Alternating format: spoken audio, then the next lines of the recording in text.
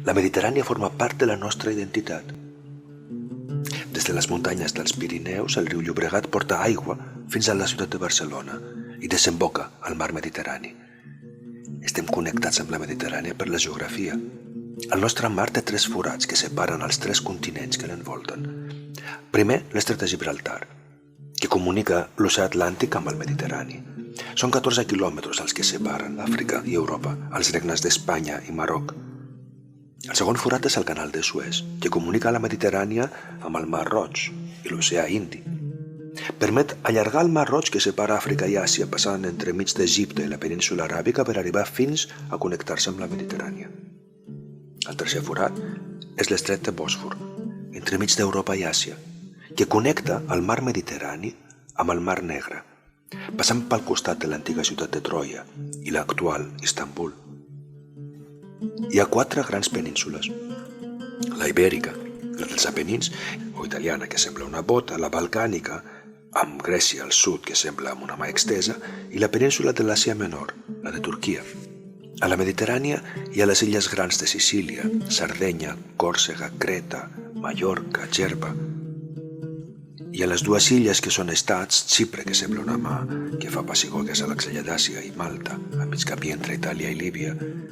Les 2.000 illes gregues, les 1.000 illes croates i les illes Balears. El riu més gran de la Mediterrània no és el Llobregat, és el Nil, que forma un gran delta a la seva desembocadura, una zona habitada per 30 milions de persones. Aquí va néixer la civilització egípcia, que encara ens impressiona amb les seves grans piràmides, algunes construïdes des de fa 30 segles. L'egípcia va ser una civilització que va ensenyar a la gent mediterrània a fer càlculs de geometria i matemàtiques, com cultivar, regar i repartir les terres fèrtils, i com escriure, amb imatges. Una mica més amunt va néixer una altra gran civilització, la fenícia. Els fenicis van idear el primer alfabet on a cada so se li assignava un símbol. Van ser grans mariners que navegaven ja 1.000 anys abans de Crist per comerciar amb tots els pobles que habitaven les costes mediterrànies. Van crear colònies a Egipte, a Líbia, Tunísia, a la península Ibèrica, a Còrsega i Sicília. La ciutat fenícia de Cartago esdevé un centre de la seva cultura i tothom va aprendre d'ells. Els pobles mediterranis estem connectats per la història. Un dels pobles que van aprendre molt dels fenicis van ser els grecs, que van transformar l'alfabet fenici. Li van donar mitja volta a l'àlif per convertir-lo en alfa. I també van ser viatgers i comerciants, i van fundar colònies com ara Marsella, Empúries o Siracusa. Van ensenyar el seu art i van tenir una gran influència sobre els seus veïns. Invents grecs, com ara la filosofia, el teatre i la democràcia, paraules com la geometria o la política, han arribat arreu i encara segueixen per aquí. Els pobles de la Mediterrània estem connectats per la cultura. El lloc on es va conservar millor la ciència i la literatura grega va ser Alexandria, amb una immensa biblioteca, creada fa 2.000 anys.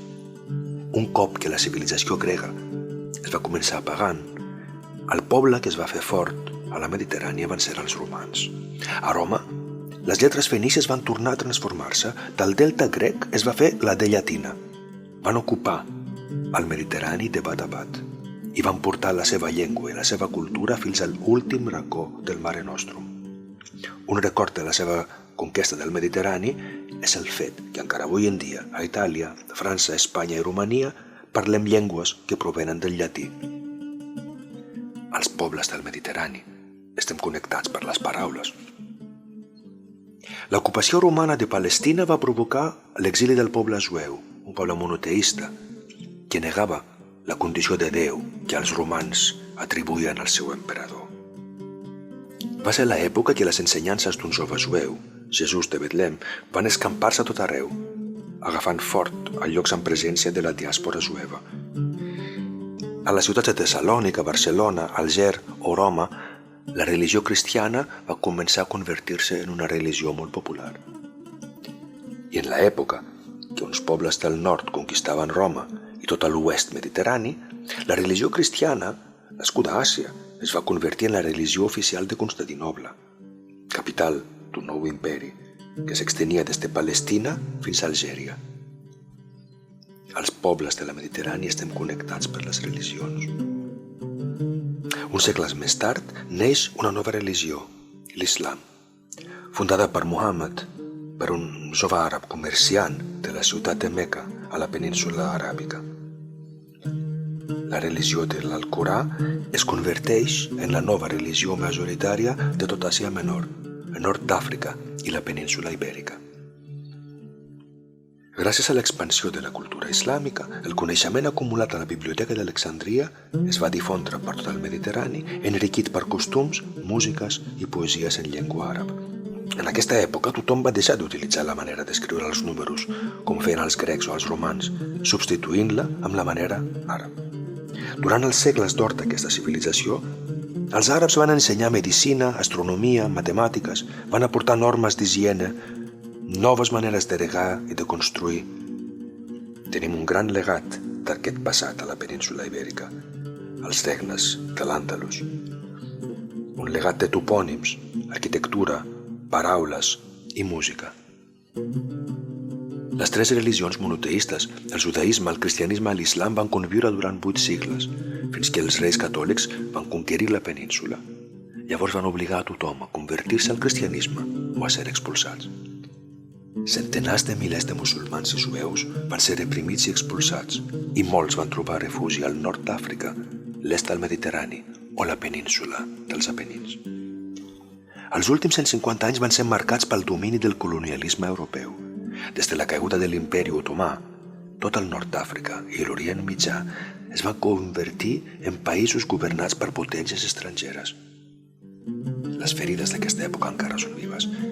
L'alliberament dels països ha sigut un procés difícil i el domini del nord sobre el sud encara no s'ha superat. Durant tota la història de la Mediterrània, els pobles s'han mogut, s'han barrejat. Fenicis, grecs, romans, àrabs, genovesos, venecians, catalans han anat a viure a diferents països portant els seus costums, les seves músiques, històries, religions, idees, les seves maneres de cuinar i de fer festa. Els pobles de la Mediterrània estem connectats perquè compartim el clima mediterrani, el que fa que les mateixes plantes puguin créixer als voltants del nostre mar. A tot arreu trobarem olives, blat i raïm. Estem connectats amb la mateixa cuina, la cuina mediterrània, que és una suma de tot el que vam copiar un de l'altre durant tots aquests segles. Des de la paella i la pizza, la pasta, el falàfel, el doner o el hummus, compartim molt més que un mar. Compartim històries, contes, costums, compartim una manera de ser. Tenim noms nascuts a Palestina, Israel, a Grècia o a Roma. Durant tota la nostra història, el Mediterrani va ser la cruïlla de civilitzacions, el camí per comunicar-se, una via d'intercanvi i d'aprenentatge. Però ara això s'està canviant. El Mediterrani està esdevenint frontera. Una frontera que separa els pobles. Una frontera cruel que no deixa passar el que sempre passava.